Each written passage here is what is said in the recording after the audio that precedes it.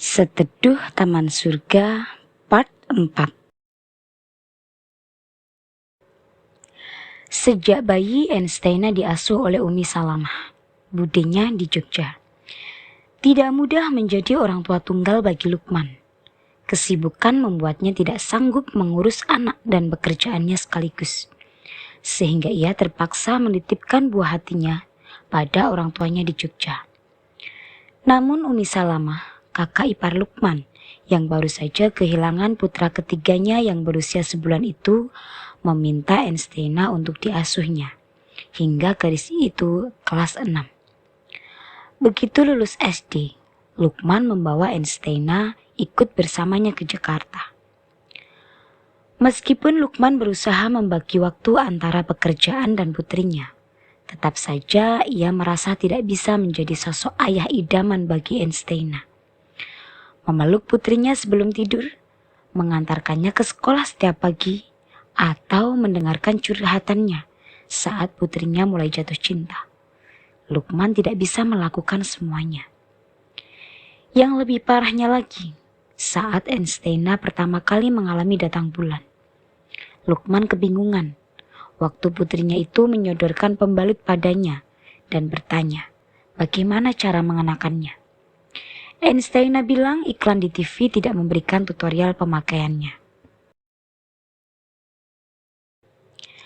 Belum lagi saat Ensteina harus memakai bra, Lukman juga yang mengajarinya cara memakai. Hal yang seharusnya dilakukan oleh seorang ibu, tetapi justru sebagai ayah, Lukmanlah yang mengajarkannya. Namun Lukman merasa semua itu belum cukup untuk menjadi seorang ayah yang baik bagi Ensteina. Karena selama ini, waktu Lukman lebih banyak dihabiskan untuk pekerjaan dibanding menemani putrinya. Bahkan saat di rumah sekalipun, ketika ia menemani Ensteina menonton film kartun kesukaannya, Lukman pasti sambil berkutat dengan laptopnya, memeriksa pekerjaannya. Hal yang menurut Lukman sangat tidak adil untuk putrinya. Ensteina juga tidak pernah mengeluh. Mau sesibuk apapun papanya, ia tak sekalipun menuntut perhatian dari Lukman. Ensteina memang menyebalkan, suka menggoda papanya, tapi ia selalu memberi pengertian pada Lukman. Satu hal yang membuat Lukman semakin merasa bersalah pada putrinya itu. Lukman menarik nafas dengan berat. Ditutupnya laptop yang ada di hadapannya. Pekerjaan bisa ditunda. Ia ingin menemani putrinya, membelainya sebelum tidur, berharap bisa sedikit mengobati rasa bersalahnya. "Nah, gue nyerah!" teriak Lolita begitu memasuki putaran kedua. Peluh sudah bercucuran di sekitar wajahnya. Kemudian ia selonjor begitu saja di jalan, membuat Ensteina seketika menghentikan larinya. "Baru juga 2 putaran, lo kelihatan banget gak niat jogging," gerutu Ensteina sambil berjalan menghampiri sahabatnya yang tengah mengatur nafasnya yang ngos-ngosan itu. "Gue kan emang gak niat mau jogging," ujarnya sambil memijat betisnya. "Terus ngapain semalaman ribut ngajakin kesini? Jangan-jangan lo lagi mau PDKT sama cowok lagi?" Tebak Ensteina membuat Lolita nyengir. "Lo lihat deh," tunjuknya pada seorang cowok yang sedang berlari bersama dengan anjing pudelnya yang lucu. Ensteina mengerutkan kening, mengamati cowok yang dimaksud oleh Lolita. Keren banget kalau lagi keringetan gitu. Ya ampun, semalam gue gak sabar buat kesini. Dia tiap minggu selalu jogging di sini. "Randy?" tanya Ensteina sambil ikut selonjoran di samping Lolita. Lolita tidak menanggapinya. Gadis sambul itu justru membenarkan letak rambutnya yang berantakan. "Ah, sial. Muka gue hancur banget. Udah, gue samperin dia dulu," keluhnya sambil bangkit meninggalkan Ensteina begitu saja.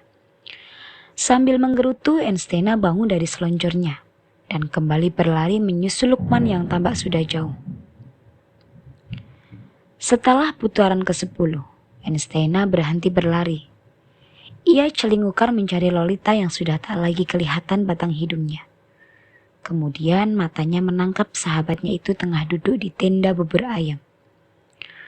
Bergegas Enstena menghampirinya dan langsung memesan seporsi bubur ayam. Ah, seneng banget gue nah. Si Randy lusa tanding lawan anak Medika. Dia bilang gue wajib nonton. Ya ampun, akhirnya si ganteng itu lulus juga sama pesona gue. Pakik Lolita gembira. Begitu Enstena menghempaskan bokongnya di sebuah kursi plastik di depan Lolita. Sahabatnya ini memang sudah hampir 1 bulan PDKT dengan Randy, cowok terkeren di sekolah mereka. Randy adalah kapten basket yang diidolakan cewek seantero sekolah. Ketenarannya sudah sampai ke sekolah-sekolah tetangga. Hingga diperebutkan oleh banyak cewek adalah hal biasa baginya. Bahkan ketika seorang Lolita Prajabuana, yang notabene adalah gadis paling populer di sekolah, ikut mendekatinya, tak membuat Randy seketika menoleh ke arahnya. Hal itu membuat Lolita yang sudah terbiasa mendapatkan cowok manapun dengan mudah, jadi kelimpungan. Berbagai macam cara dilakukannya untuk mengejar sang pujaan, termasuk memaksa sahabatnya ikut jogging pagi hanya agar bisa bertemu Randy. "Kenapa lo pakai softland sih? Cantikan mata lo yang asli deh," cetus Lolita tiba-tiba. Enstena urung menyuap makanannya. "Gue aja rela tukar tempat sama lo, cuma karena pengen punya mata biru cantik kayak lo. Lah lo, yang dikaruniai mata bagus gitu malah ditutup pakai soft lens. Lepas gih." Lolita bangkit dari kursinya dan mengangkat dagu Enstena dengan tangan kirinya. Sementara tangan kanannya mengarah ke mata Enstena. "Lo apaan sih? Woi, lepas gak?